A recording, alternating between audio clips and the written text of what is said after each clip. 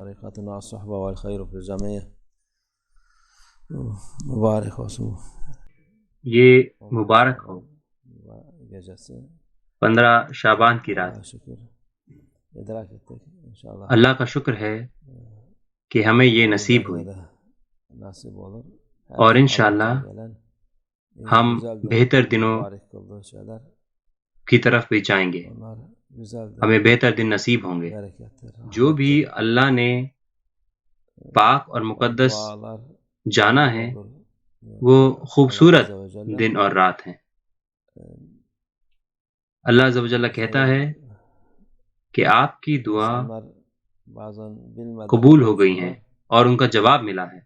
کئی دفعہ لوگ بنا جانے کہتے ہیں کہ میری دعا قبول نہیں ہوئی ہے، ایسا کیوں ہے؟ اگر آپ مسلمان ہیں تو آپ کی دعا بالکل قبول ہوگی، کیونکہ اللہ عز و جل کہتا ہے ادعونی استجب لکم، آپ مجھ سے دعا کریں اور میں اس کا جواب دوں گا۔ بنی آدم انسان جلدی میں ہے۔ لوگ جو کہتے ہیں کہ میری دعا قبول نہیں ہوئی ہے، جب وہ آخرت میں جانیں گے کہ اس طرح سے دعا قبول ہوتی ہے اور جواب ملتا ہے تو وہ سوچیں گے کہ کاش میری کوئی بھی دعا قبول نہ ہوئی ہوتی دنیا میں اور سب کچھ آخرت کے لیے چھوڑ دی جاتی۔ ان ہدیوں سے جو اللہ عز و جل اس انسان کو اس وقت یعنی آخرت میں دے رہا ہوگا، تو اس لیے اللہ عز و جل ہمیشہ اچھائی اور خوبصورت چیز چاہتا ہے انسان کے لیے۔